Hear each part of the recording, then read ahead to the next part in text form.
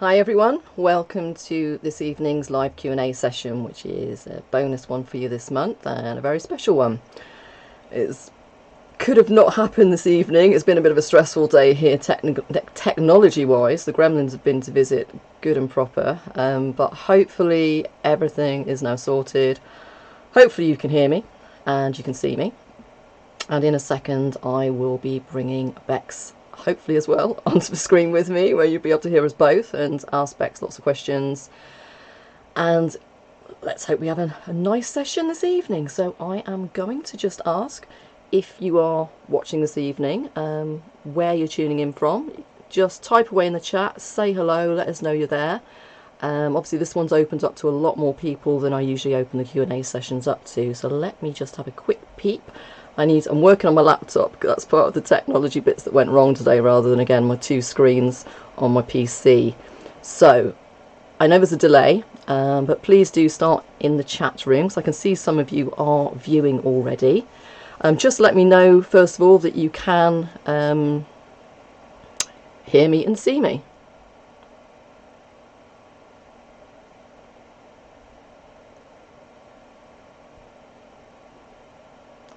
Oh, well, that's a good start. It's saying here that I'm unable to connect to chat myself. Please try again later. So, if Rob is watching and can hear this is our first little technical gremlin on YouTube. This is YouTube playing up. We don't seem to have the chat working for some reason. Sound admission's all good. Yeah, I've got no chat. You just have to borrow mine. Okay.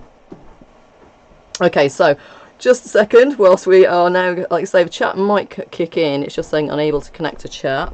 Rob's just going to bring me up his iPad, so I'm just going to have that off to one side. So we knew there was going to be something. As much as we spent like 5-6 hours today sorting this all out, we guessed something would come along to bite us, as it always does. Chat's working on yours, is it? Oh yeah, loads of people. Oh my goodness. Yeah, my chat's definitely not working. Okay, that's fine. I'm going to have the chat here. So we've got loads of people in the room, and I never use an iPad, so I'm probably going to mess this up now as well. Wow. Okay. I'm just going to say a few hellos. So we've got Joanne, we've got Marie, Colin, Kathleen, Linda, Anita, Sandra, Kim, Marie coming in from Florida, Sandra from Gibraltar, Linda is saying you can hear everything good, Julie up in Paisley, Judy from Winslow, Judy Randall from Winslow, I wonder who that might be, Kathleen, Kim, someone else in Florida, brilliant, fabulous, and Joanne's tuning in from Canada. Okay, well, as everything's working, you might see me looking down a lot tonight, or I can just hold the screen up a bit. I'm hoping that chat kicks in. So let's go ahead and see if all this magic today has worked, and let's try and bring Becky on screen with us. Yay! Does it work? It's worked. You're here. Everything's working. As far as I'm not gonna tempt anything. Honestly, Bex knows. Bless her. She's had to put up with me today, sort of going, "Oh my god, I can't." Lisa has been in tears today. It's been horrendous. And I must say as well, thank you so much to Rob, because we were both pulling our hair out. We were both shouting at each other. We were both trying to calm each other down. Oh, it was awful. And then it got to be such a bug in his bonnet as well. It's like, no, I will get this sorted. And it's like, okay. You have not been beaten. So hello, Becky, and thank you so much for joining us this evening. And of course, thank you so much again for the wonderful Crazy George tutorial that you did for us all this month as well. That was just amazing. The feedback's been amazing on it as well. So, yay! Yay! Well, I hope it helped you out with your stressful month. Just slightly. I mean, I think every month's stressful, isn't it? People seem to think we just sit and draw all the time. It's like, I wish. I just long to draw. I really do. So, but yeah, it's great. Yeah, you don't do enough of it. And this is nice as well, because it's really weird, because the guys are watching this, like, you know, and we're side by side, and then we're on a Skype call, like, up in a corner as well. So Bex can see me, but she can't actually see what's going on the screen. I've sent her a screenshot of, like, what it'll look like, and she can't see the chat either, because she's not actually on YouTube. So any questions that are going to be coming in, obviously I'm going to relay them to Bex, and then I'll sit back. I didn't pour a glass of wine. I thought that was just tempting fate. You should have. So I've been told under no circumstances to touch anything on my computer at all. So no, I'm just going to sit here and just do what I'm told. All right, okay, so a bit of housekeeping. If perhaps Bex's screen might freeze, I'll just say to her, Bex, can you just... You're frozen. Basically, yeah, you're frozen. So she just needs to reset her camera, and then it will get going again. If for any reason we lose internet connection, or anything happens, then I'll just have to say, or you'll just see the buffering thing come up on YouTube. Don't go away. Just give it about a minute, and what I'll need to do is get Bex back on my Skype, reload up the capture, start the stream again, and then you guys will just need to refresh. So just give it a minute, refresh. If it doesn't come back on, a few more seconds and just refresh, and then we should be back with you. But that's not going to happen, is it? Is it, Bex? No, it's going to be perfect. Fab. Oh yeah, we've got people in from all over the world. A couple in from Canada, several from America, Sussex. I know there's someone from up in North Wales. It's brilliant. Bourneville. Yay! And I'm hoping, like I say, I'll send Bex the links. She'll be able to watch this back if she can bear to watch herself, which I can't bear to watch myself. And she's also made me feel really pale because she's all pinked out, and I'm feeling really sort of pale in comparison. I'm really... Well, when we planned this, there was going to be a mutual repinking. Yeah. Lisa copped out.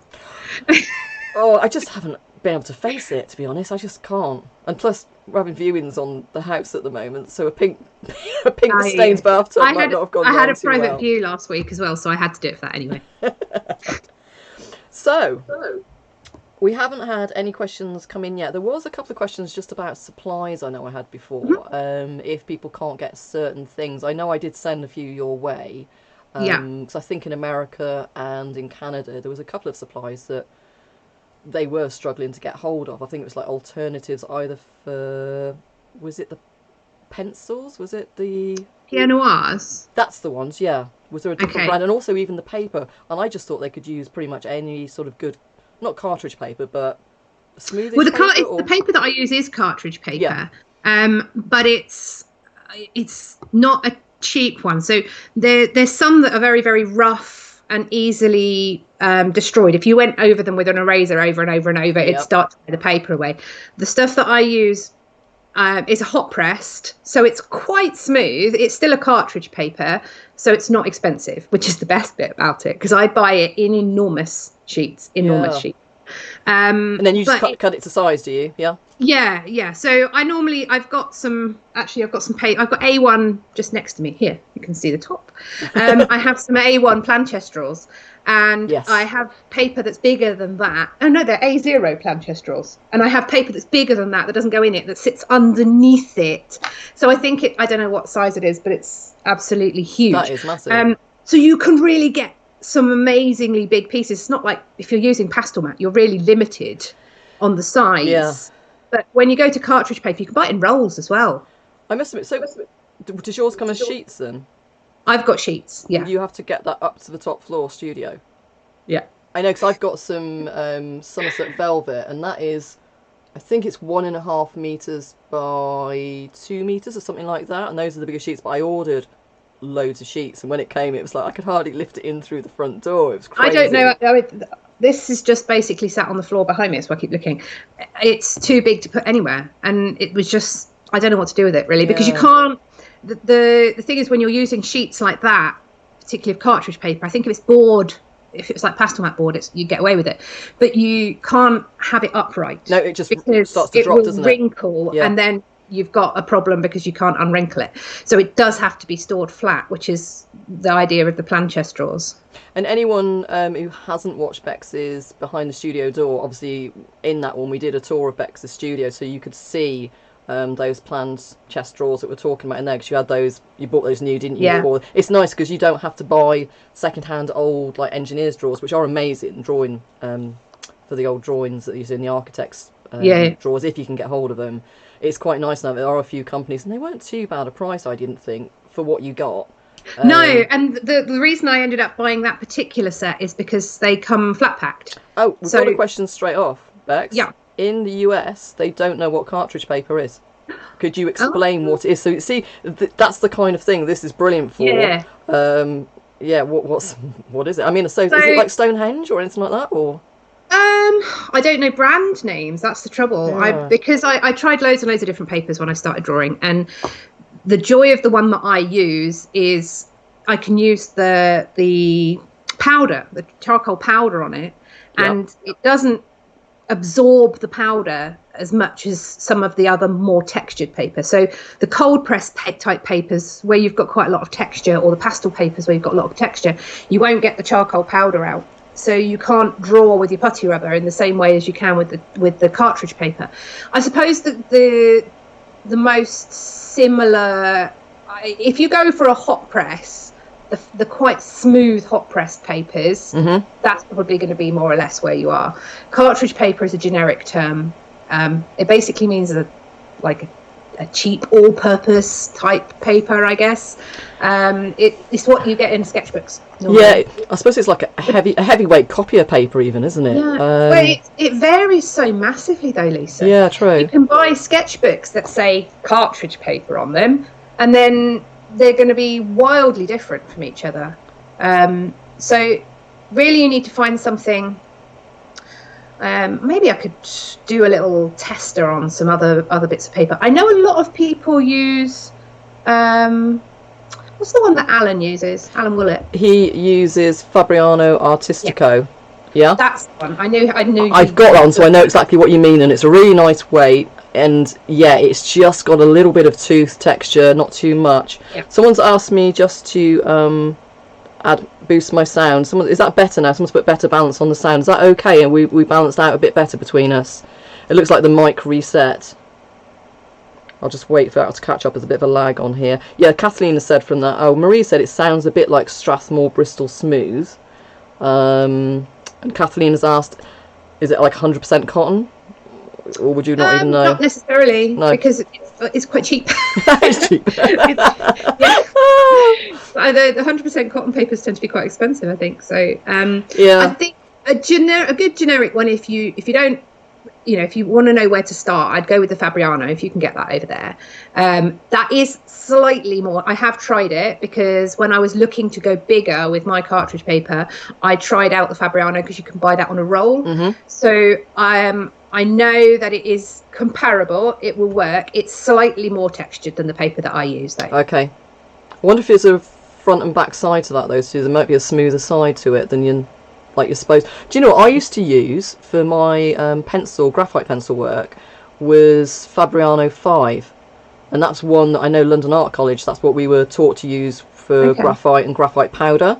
I'll have a look at that, because I can't remember if it was hot or cold press either. It just was different to what everyone else was being told to use. But I loved it, and it was... I can imagine that would be lovely for charcoal. I'll bring some over for you, Bex, as well. When I see you, I'll bring some with me, and then you can compare the two. Yeah. Someone did say, is it not cotton? And I'd say no, it's probably not cotton. It's just going to be fibres. No, it's wood pulp fibres, I would imagine. Wood pulp, yeah. Yeah, we can look down into that and see then what the structure of it is, what it's made of, and then they can look over in US and Canada. It's weird, isn't it? It's more about finding the right texture, to be honest, rather than what it's made of. It has to be smooth enough that when you put your powder down and then you drag the putty rubber across, how I do the grabbing one. So when I've got the putty rubber and you make it into the little point, which you would assume we do on the video, when you drag that gently across the paper, it should lift it off. If there's too much texture on there, you'll find that it misses lumps. Gets kind of caught up in the texture. So that's really the only reason why I use the texture. If it's too smooth, then you'll find that the darker charcoals might tend to not stick quite as well. Or when you rub them in with the tortillon, then they disappear off the page. Yeah, I think you'll get a much softer look. You won't be able to get those into that intensity, would you? It's just going to be, there's not enough tooth there to work with then, is it? Is that in between? I'm with you. Now, we've got scrolling again. Bex can't see this because she's not on YouTube. Up in the top right hand corner, you guys can see I've got a little screen scroll of images of Bex's. So we've got, we've got like the cat popping up here now, but we've got some of Bex's later works which I want you to talk about as well. You have the Aesop's Fables, and I know you're really passionate about them. They'll come up because there's the little squirrel with the coin, and I've got the one that was in the SAA Paint magazine that you did the tutorial for, and The Raven.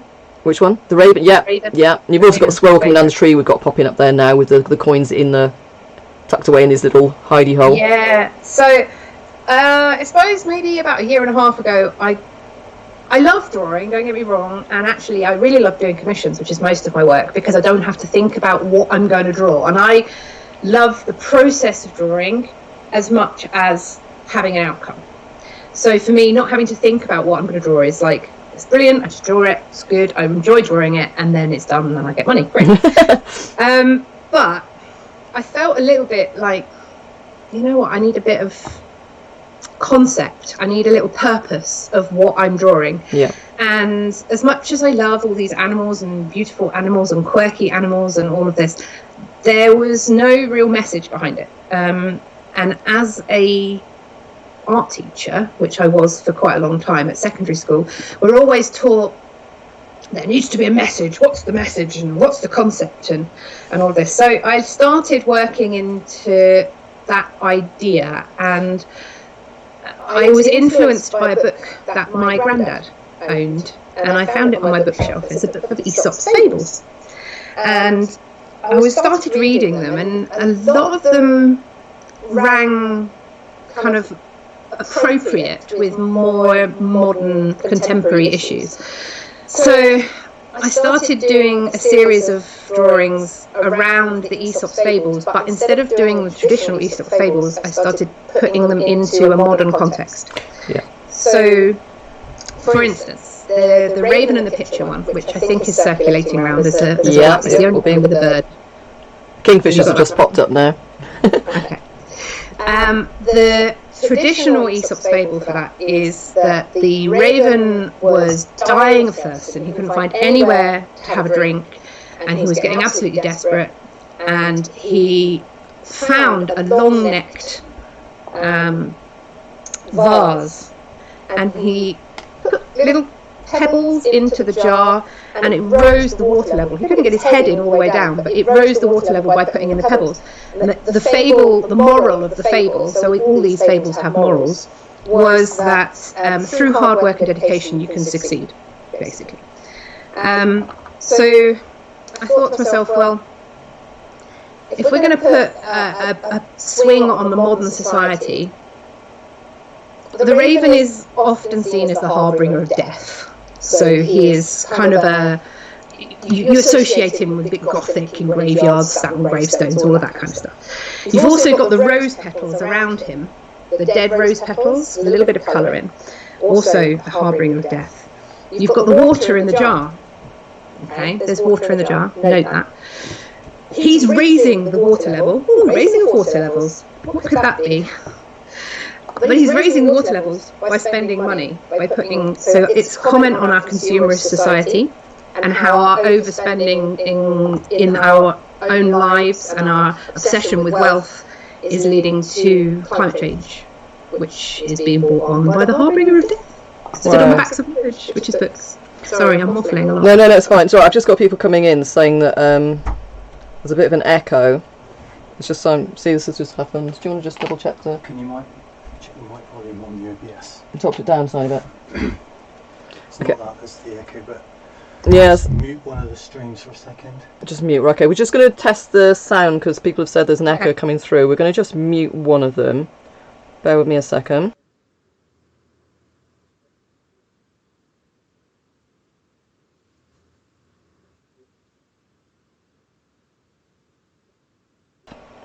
Try again. Okay, so I'm going to drop it down because I'm right up in the red. I'm going to take it down a little bit. Bear with me a second. Clipping a bit on both. Yeah, clipping a bit. Let me just take down the sound a little bit. It's strange how it was fine and then it sort of dropped again. No, it's still going to be clipping a little bit, I think. See the top one, Becky's. Bex, do you want to just talk again, please? Yeah, I've just turned you down in case it's my mic picking up. Oh, my sound might be coming through on your end. Oh, of course, yeah, on the Skype, isn't it? Yeah. Okay, we'll carry on.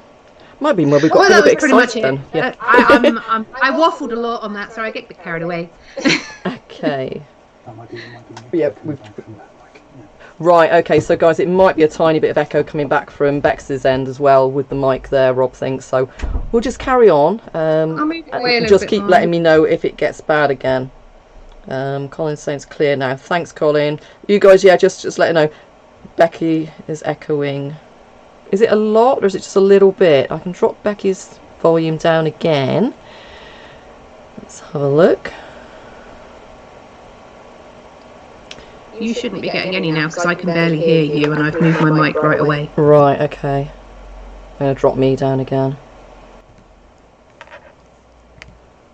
Oh, I just love technology. It's great, isn't it? I've had a day of it today.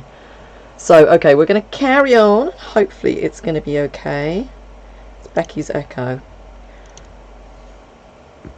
Okay, right, we'll carry on chatting Bex and we'll just see if it's... See if I'm... Okay, I'm okay, but it's you echoing, it's saying. So, see, it sounds fine here. And obviously I can't switch YouTube on to hear you because then we will have feedback as well.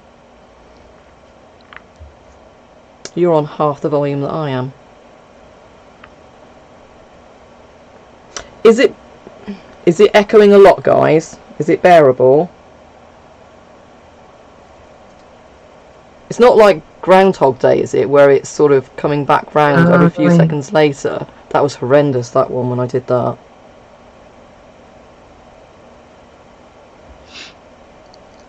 I feel like I should be saying something, but I don't know what to say. No, it's absolutely fine. I say, because there's a delay, then I have to wait for people to give feedback again in the chat. No, that's okay. So, I don't think it'll be picking up on my mic from you now, so... No, it might be your end. This is the thing, when they said about, there was 5 different ways of me doing this live stream and getting a second person up on screen with me. One was Hangouts. Well, Hangouts with Google went last summer. We could have done a live stream into the group tonight, but that would have just been Becky on her own. And then all the other things I looked at were just simply other casting things, which meant it basically was exactly the same as what we're doing here tonight. Just looking to see if there's anything else I can do. There's a balance. No, it's not going to change anything. Let me just drop that down as well. Dropped all of our mics down now, so hopefully it's going to be a bit better. Becky's slightly better now. Okay, hopefully it's not too bad. So have anybody got like feedback? Okay. Obviously I'm going to have to play this back and watch as well. If it's bearable, we'll carry on. Because obviously I can't hear it to adjust. I've adjusted all the volumes down as much as I can. But obviously you won't hear us at all if I take it back too much. Feedback's like I say only usually happening if I've got YouTube up as well. Let's have a look. But okay, anybody got any more questions to come in for Becky as well about anything to do with obviously the tutorial or any of her graphite work? If not, we'll move on. Like I say, and I know Becky's got some stuff coming up. She's got workshops coming up. We do both teach at the same venue, and you'll know that in the description, if you look at the description, if you haven't had a chance when you joined up this evening, if you look in the description, I put links to all of Becky's social media where you can find her, and also she's got workshops coming up, which I will let her talk about rather than me going, blah, blah, blah. She's got this, this and this. So Becky, you've got some workshops coming up, and I know you've got a busy year ahead and events. Yeah. I have, so I've cut my workshops right back actually, so I'm only really doing 2 groups of workshops on different subjects. One next month, so actually no, starts next week and lasts for a few weeks, and then another set in October, which allows me to focus my time a little bit better rather than getting distracted by having to do a workshop every other week. The first one I've got coming up on Monday, which will be my domestic animals in charcoal workshop, where I go through all the basic techniques using the materials that a lot of your followers will be experienced with after doing the George picture. So I work through all of the basic techniques using charcoal powder, Willow's charcoal sticks, the pencils, and the compressed charcoal, which I don't know if I'd used that actually. I think I did. The compressed charcoal. Background? Compressed charcoal. The really, really black stuff. Yes, I think Super you did. I think I did, because it was a black dog, Yeah. so I should have. Yeah. No, it was on the Loki picture that I didn't use it, I think.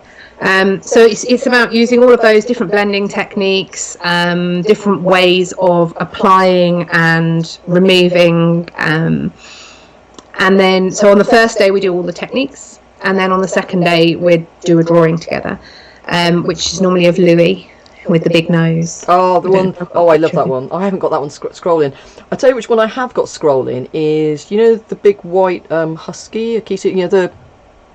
Yes. Someone asked a question Polo. about that, saying, okay, Crazy George was a black dog. How do you approach the white dog? Is it simply less? Is it a lot more of the powder and lifting off? Or... Yeah, so white dogs take about probably 3 times as long, Wow. I guess, as a black dog, and much more difficult. So you have to work much slower. It's all done with powder, but the trouble is, because of the way that the paper absorbs the powder, you can't, if you put it on and work it in, you can't get rid of it. Ooh. Yes, and it starts to look muddy and grainy Yes, when yeah. it gets overworked in the paper. So you have to work quite slowly and build up the tones gradually. The other thing is, if you've put on a powder tone, you can put it on really nice and even and flat, but trying to lift that tone back out, you're not going to get it even and flat, which is why you have to build it up very, very slowly and carefully. So some areas on that, were they left completely nothing? Only the background. Only the background, wow, because it is scrolling, anyone can see it. We're talking about the big white husky dog, and it's just peeping over. It'll come up again in a second, and it's absolutely adorable. How big was that one? The original, I think, is A2, so what's the size? A2 is 60 centimetres across, Okay. roughly.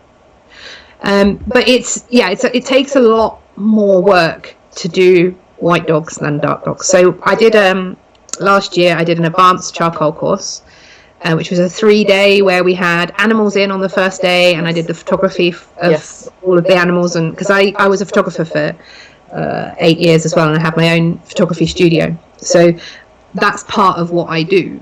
My art isn't just drawing pictures, it's creating the whole image from scratch.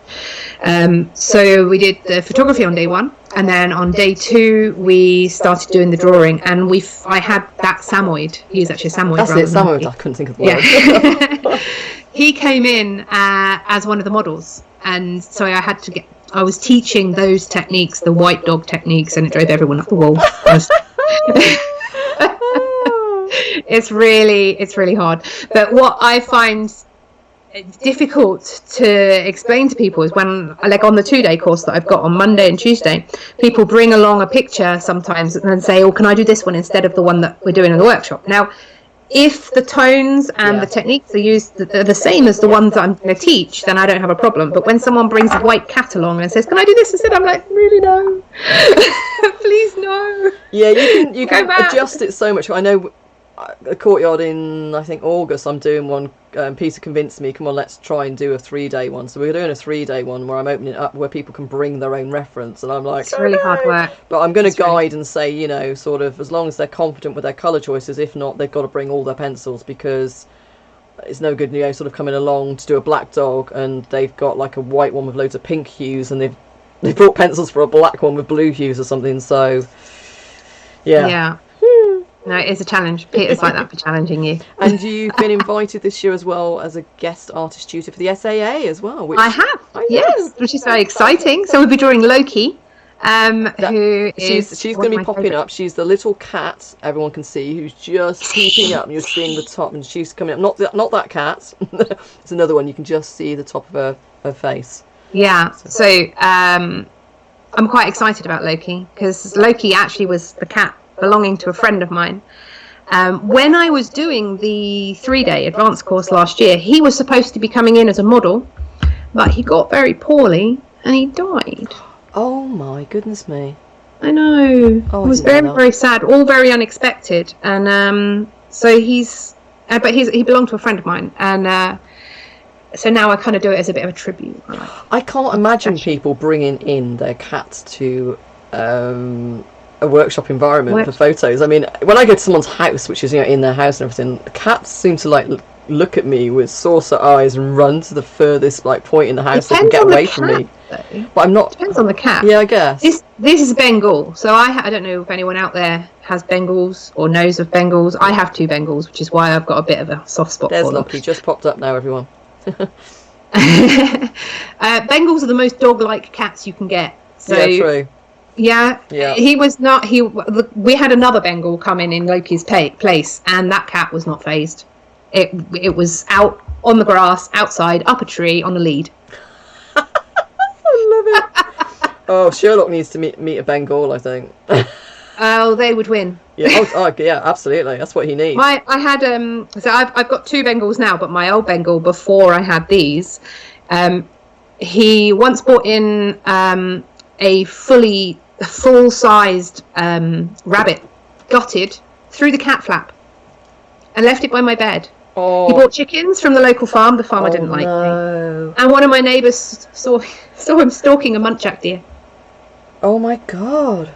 You see, I mean, it sounds bad, but our lot can see a squirrel and then they go, oh, there's a squirrel, and then they run the wrong way. They run the opposite. I mean, if we were in a environment where, sort of we had to survive from our dogs hunting for us, we would starve. We'd be looking at the dogs as if saying, that rump looks good. I'd be eating a lot of sparrows, to be fair.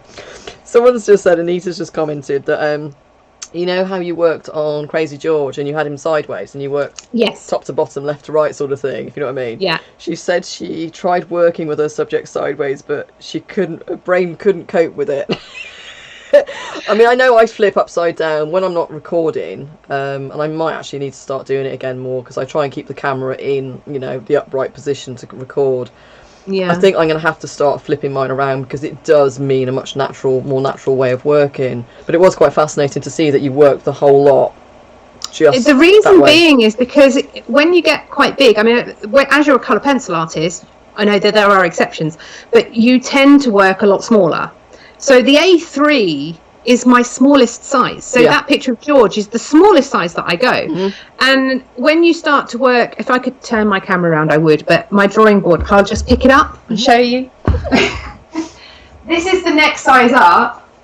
And the drawing board itself, I sometimes do them that size. Yes. So when you're working that size, if I had that way round and having to work all the way up the top, it would be too far away for me to manhandle. Reach.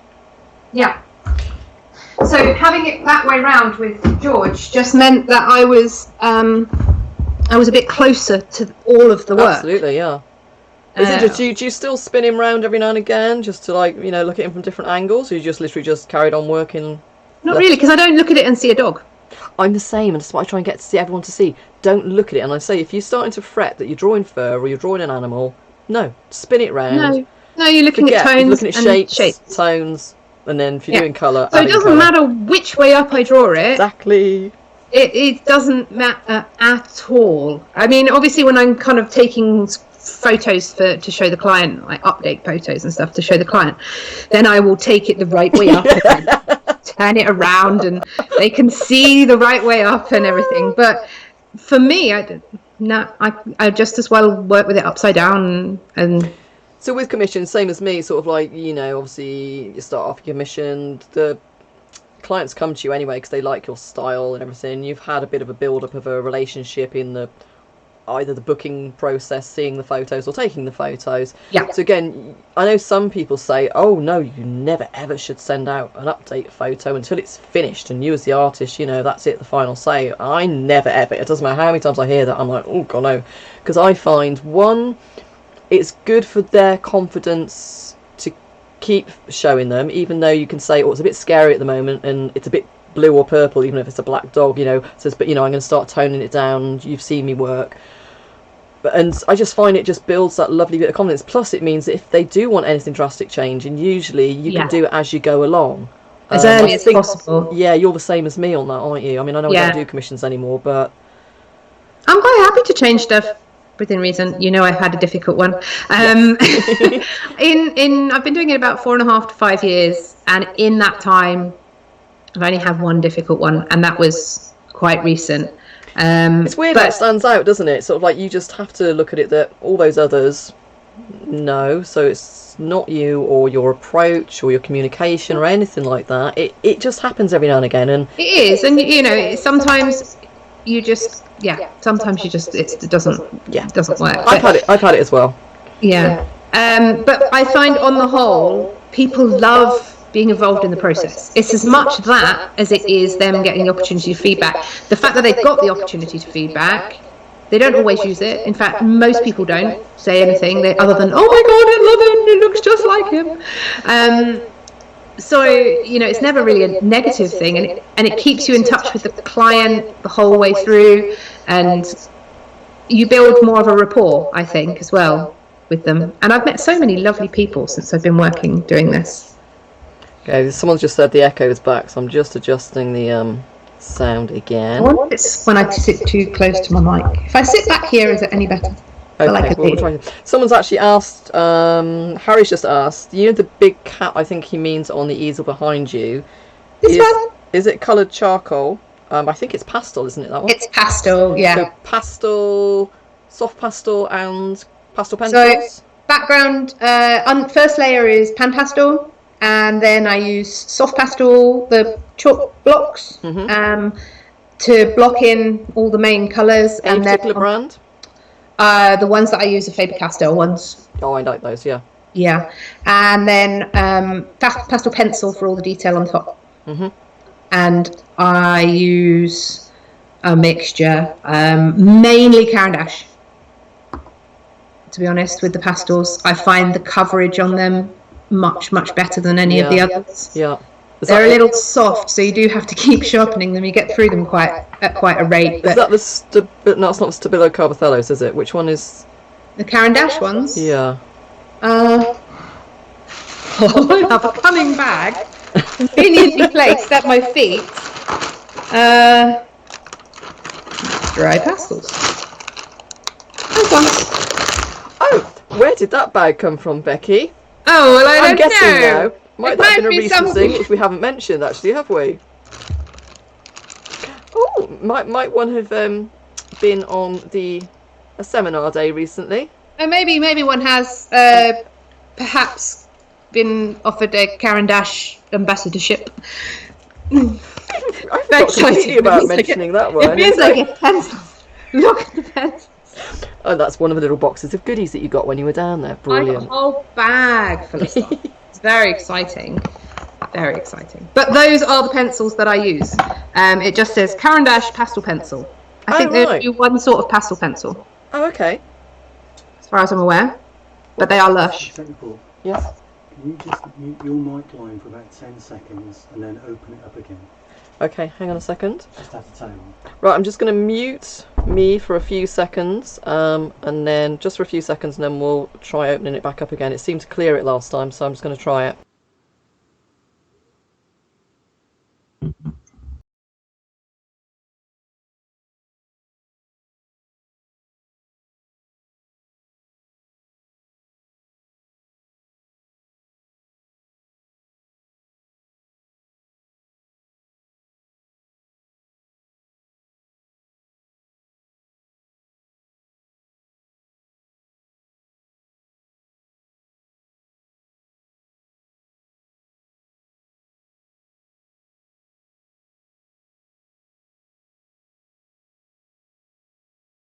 I'm just wondering if I'm echoing, it might be because your mic is picking me up. Yes, back on again now.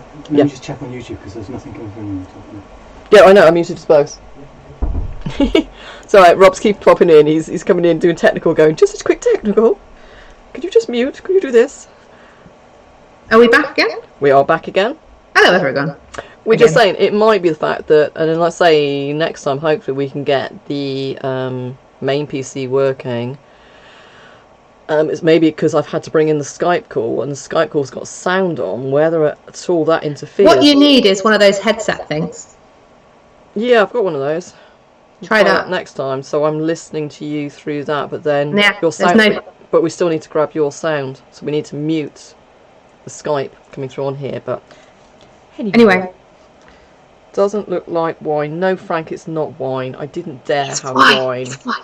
It's not. It's vodka and cranberry juice wine. No, it's not. It really isn't. Honestly, I could not face it. I was saying to Becky I was going to try and have a glass of wine, but the way the day has gone technically, I was just thinking, well, no, drink does sort of slow your reaction times, and at the moment... I'm just impressed, Lisa, that you're not wearing your PJs now. Well, maybe the top half looks dressed, but you don't know what's going on from the waist down, do you? I could be like one of those newsreaders. I could either be like, you know, doing something quite exotic down here, or actually have my pyjamas on. You'll never know. Never tell anyone. The secrets, the secrets of a live stream. Indeed. Frank's tuning in from where are you at the moment, Frank? Are you at home at the moment? You're in North Carolina, or are you on your travels?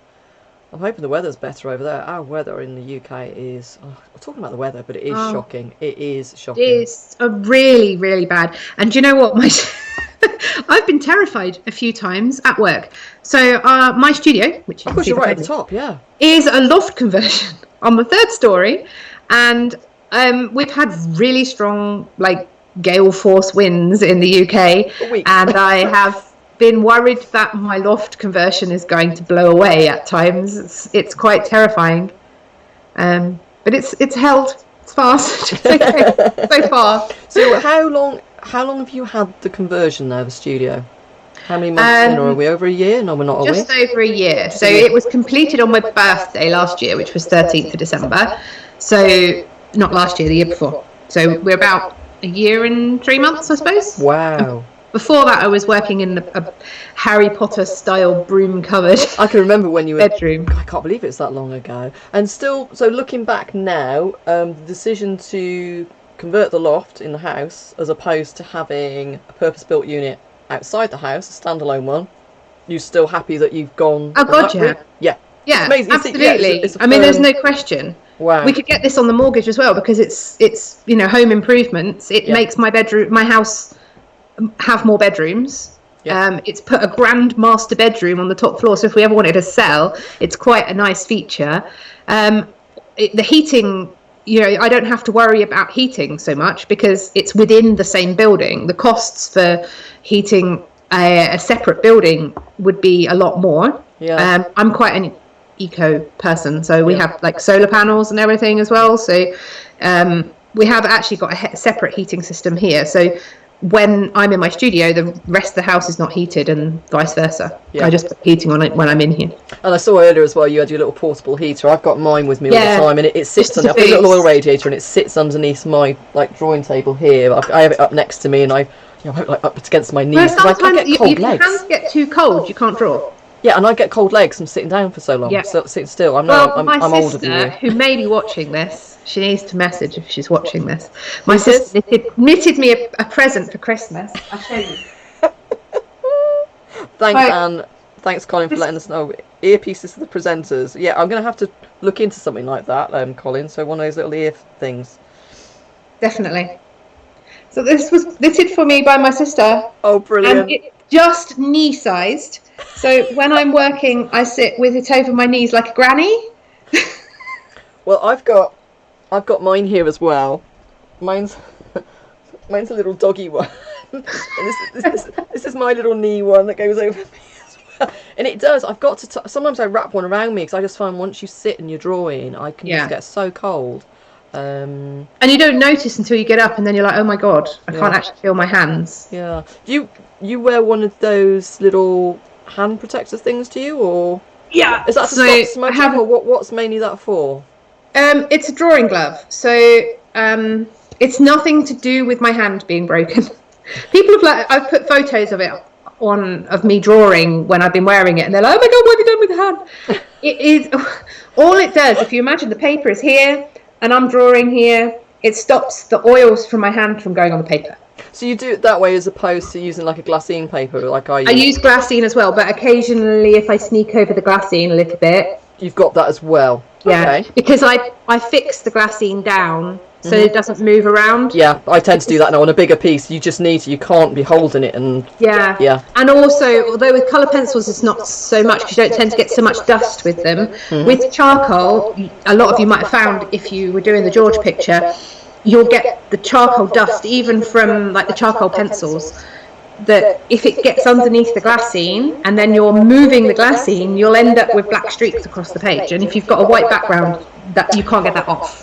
Yeah. So you have to, I always fix the glassine down so that it can't move around. So if there's any particles that get underneath it, the worst that's going to happen is they've just pushed a little bit rather than dragged across the paper. You haven't tried, I know I've just uploaded the video again today for the UK Colour Pencil Society, Frisket as well. So if you want to keep your background pure white, you can use Frisket, mask off that area and then... Oh, right. Okay, the video's on my YouTube. I'll send that across to you. It's something like, say, a lot of people have asked, how do I keep my background clean? And I imagine if you do want to keep it pure white, use Frisket on the background, and then you haven't got to worry, that is going to stay perfect. So yeah, we'll share that with you afterwards.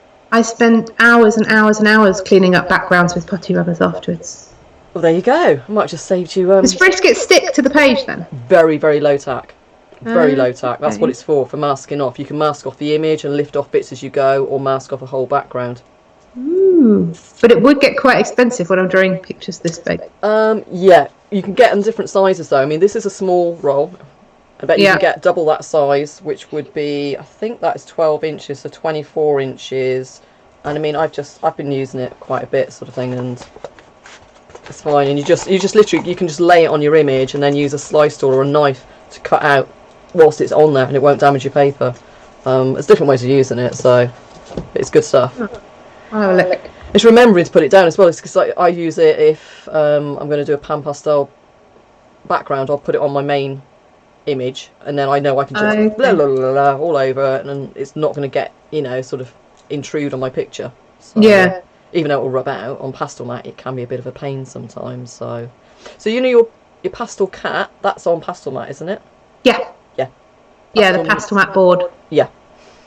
It was actually done on purple, but you can't really tell. That's the wine, the purpley wine colour, yeah. Just I have one that size, so you can't see it under. I do love that colour, and it does give a nice undertone to that kind of colour cat, to be honest. Even though you cover it all up, I still feel it does shine through a little bit in the undertones. Maybe. I don't know. I think probably more in colour pencil than it would in pastel. Yeah, true. I put such a lot of pastel down on it. Because you have to get the top detail layer, you have to have filled the tooth, otherwise you end up with texture. So and that's the thing as well. Like, say, some people, that's why I say I teach them how to eliminate all of the texture by layer, and then others sort of only do a few layers and embrace the texture. I just don't think I'm ever going to be able to do it unless that texture is visible in the animal. I still want to smooth it all out and then do fine create detail. your own texture. Yeah. Love the Frisket idea for masking on charcoal drawings. Yeah, I think, let's say... I might have to follow your group for a little while. If anyone uses it on the charcoal drawing, can you put a picture and tell me? Yeah, true. There you go. Yeah. That's it, Marie. You've got a challenge there, because she's just put, love the idea of Frisket for masking on charcoal drawings. I shall look forward to seeing it, Marie. I've added Becky to our private group today as well, so she can... come in and comment, and if any of you do have a go, or I know a couple of you were meeting up in Canada to have a go, I think last week or the week before, so if you have done, or you are working on Crazy George, Beck's tutorial, post it in the group, because she'll be able to see it now as well. Yeah, that would be really cool. No pressure. No. How are you going? No, I'd really love to see. 8:20 already. Blimey. Oh, have you heard have your boys gone up to bed? Yes, they're under strict instructions not to come upstairs. Oh, they could have done. Have 2 small boys and 1 large boy. Who's not tuned in to watch? Yeah, no, they're not interested. So I've got 1 9-year-old and 1 4-year-old. And the 4-year-old normally makes a lot of noise. So he's been bribed with sweets tomorrow to not make noise. And the 9-year-old normally comes up to see me before he goes to bed. He's been told I shall come down and find him later Okay, so tomorrow then we all need to be saying sorry to Bex in the group for hyperactive youngster. Yeah. And she might have to go twice round the block with him on his bike after school. The bike. Oh dear. My God. Okay, so we've got a few minutes left. If anybody's got actually any sort of like, proper arty questions, I know we keep going off track. Any other questions? I don't mind, any questions, fine. Anything, I mean, like say, I know. What about shows? You got any shows coming up this year? You do Bucks Arts Week.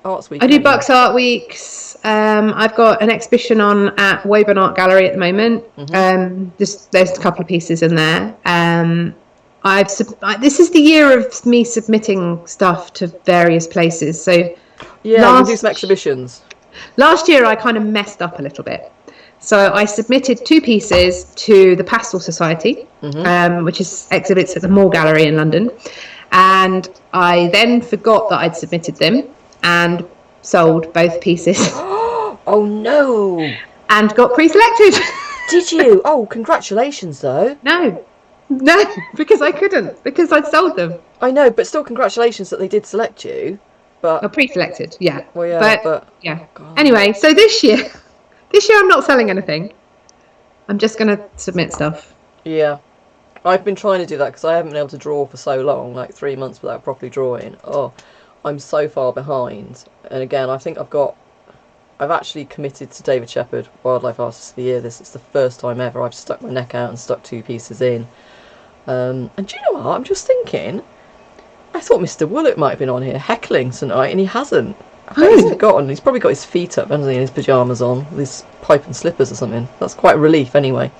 So yeah, I've done the David Shepherd one, but I need to remember now that those pieces, until I hear about selection or non-selection, I can't go ahead and stick anywhere them in, else. or even think, well, actually, if I don't get in there, I definitely can use it there, because I don't know if it will or not.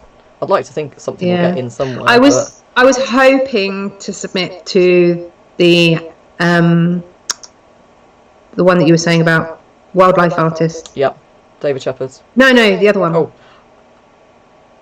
AAA? The one that you got the award with. Association of Animal Artists. There's Spring too many exhibition. acronyms. Yeah, I'm away but for I that need one. to draw another picture because I have run out. And that's when you're heading to Holland at the same time as me, that weekend. Yes. Is that when it's on? Yes, it starts on the 3rd of April. I can go up anyway. But you can pass it on to someone else to take up for you. A couple of questions have come in. Anita has asked, those pencils, so the Caran d'Ache pastel pencils, have you tried the Carbothellos? I've got Carbothellos as well. I do use Carbothellos. Yeah. Comparison, which do you prefer? Different things for different purposes. Okay. So the Caran d'Ache are much thicker, like they have more coverage, they're more saturated, but you won't get the super sharp details, or at least not very long. You have to sharpen them and sharpen them and sharpen them, and you'll get rid of a pencil. Yep. Whereas the Carbothellos are much harder, and you can sharpen them and they will stay at a point. They're actually easier to sharpen as well than the Caran d'Ache. Yes. But they won't leave such a strong mark, if that makes sense. So they're good for fine details, really good for fine details, but more subtle. Yes. But if, for instance, if you're doing the white whiskers, Caran d'Ache white every single time. In fact, I've started using, with my charcoal pencils, I've started using the Caran d'Ache white pencil with my charcoal, which has better coverage than the one that I was using in the video, which is the Derwent white charcoal. Oh, right, okay. So the Derwent white charcoal is really good when you want to manipulate the tones and make it lighter, whatever your charcoal. But if you want something really, really white and you aren't doing the resist technique, which I don't think I used in George, but basically you can use a white coloured pencil. Let me just tell you guys, this is really super easy. We did actually chat, Bex, didn't we? And you did mention this afternoon you might come back in the future and do like a live stream, a bit like I've started doing now, if we can get the technical side all sorted out. Where you can demo some bits as well. So we'll have absolutely. Or I'll do a little video or something. Yeah. But this one, which a lot of you will know, is focusing. The Faber-Castell Polychromos white pencil. You can use that as a resist for your charcoal. So if you want the white whiskers, and it's on a very dark background. You put down the white before you touch the drawing. Like literally, you've got the outline, and then you can put down quite firmly. And if you can get it in the right place, a couple of layers to coat the paper where the whisker is, and then you put your black compressed charcoal down over the top, you will have a white line, because this you can't put charcoal over the top of this, so it works beautifully as a resist. So that's really the brightest white. And then the Faber-Castell, the too many names, the Caran d'Ache pastel, if you were to draw that over the top of the black, would give you almost what you have with this, but not quite as bright. Right. It's still going to mix a little bit. Yes. But the Derwent will mix and give you a grey. Absolutely, yeah. It doesn't mean it's better, it's just you use them for different things. Yeah. Someone asked, what do you sharpen those with? Your pastel pencils? You'd use a blade? Yeah. Sandpaper? Yes, a blade. So I also have... Sanding block. I had to knock off all the dust in the bin. I also have this, which is a piece of cardboard with some sandpaper wrapped around it. Mm-hmm. You can buy them, but that gives me more space to do it. Yeah, they're so... I hate those ones that come in and like they start falling off and things. They're tiny. They're tiny. Exactly. So my friend Carrie Ann, she uses... she's got like the metal files. And she's had like a big old flat one just sort of sunk down into a piece of wood. Idea. And so she can just move the pencil on the file so she never has to replace it. I'll find... She's got a video as well, I'm sure of it, so I'll try and find that and share it into the group files. As well. Yeah. Yeah. But this one I put on, and then I hold the pencil that way and I move it backwards and forwards so that it's coming towards, rather than doing it that way. Mm-hmm. Yeah. And I think we'll make this the last question. Kathleen's just asked, do you find it easier to draw on a drafting table? I don't think you use a drafter. You've got a drawing board or your easel, haven't you? I don't often draw on the easel. I used to, but I've got out of the habit of it now. I have a tabletop sort of 45-degree angle. Yeah. I would turn my camera around and show you, but... And that big drawing board you got on there? It just sits on top of it. Yeah. It's actually, I think the tabletop easel is an A2, but I have an A1 drawing board. A2 for you it is 60 centimetres by 42. I'm looking up here because I was you've got a chart there somewhere. You're not just plucking this out of your memory. And A1 is 84 centimetres by 60. Yeah. So the A1 is twice the size of A2. Mm-hmm. It doubles as you go up. So I have an A2 drawing board, A2 easel, tabletop easel with an A1 drawing board set on top of it. And then if I go any bigger than that, then I do work on my easel, that one. Yeah, okay. I'll have to get you my AO drawing board down there that's just like dismantled around my house, my light box drawing board, huge thing that I can't set up here. Oh, there's plenty of room here, Lisa. I know, you said that before, it's like, maybe I'll have to go on loan. So... Okay, right, guys. Well, that hour has flown by. It has. You know what? It's taken you 5 hours to set it up. I know, but hopefully it was worth it. I know we've had a little bit of technical issue with the echo, so that's something for us to look at for next time. So I want to just say a big thank you to everybody who's tuned in, everyone who's been in the chat, and obviously sort of like thank you if you're going to watch this on playback as well. Sort of big thank you for tuning in. Whilst you're here, and before I forget, if you haven't already subscribed, can you just hit the little button down in the corner, because it really does help my viewing figures as well, just to have those subscriptions. And I think, let's say thank you to Rob for popping in and out with the technical issues for the setup today, and then a big thank you to Bex for joining us, because well, obviously we couldn't have done this without Bex. Well, you could, but it's been an amazing month, really. Like I say, I've struggled, and you've literally, got me through this month, and I don't know how I would have done it. So, and this has been amazing as well. You did the first behind the studio door, and now you've been the first guest artist tutorial, and first guest. I mean, like, who knew? First guest artist live stream as well. It's just happened, isn't it? We didn't even plan it. Really. It's sort of like. It was just a case of, well, I can video it, and she was stressing out, and I was talking to her on Facebook Messenger. And I said, well, would it help if I did a tutorial? And I think you burst into tears at that. got used to But for people me, being so I'm nice for starters as well, and generous as well, and selfless. And it's just, But not really. It's not a big deal. I just have to. I mean, it's a lot of talking. It's a lot of talking. Normally, I listen to audiobooks, and I couldn't do that, so that was a bit of a bummer. That's what I struggle with. Not being Yeah. able to listen to music and things like that as I draw, because I'm filming all the time. So yeah, we'll see. It was good. It was good fun. Thank you. Okay, lots of people are saying thank you. So obviously, sort of like I can send you the link, Bex, as well, so you can have a look at what people have said on the live chat as well. Well, I'll hang around in the group for a little while as well. So if anyone has any messages or other questions that they didn't ask, then I don't know. Do you want to put it on the post where you put up that you advertised, and then I'm following that post, so I'll be on. Fabulous.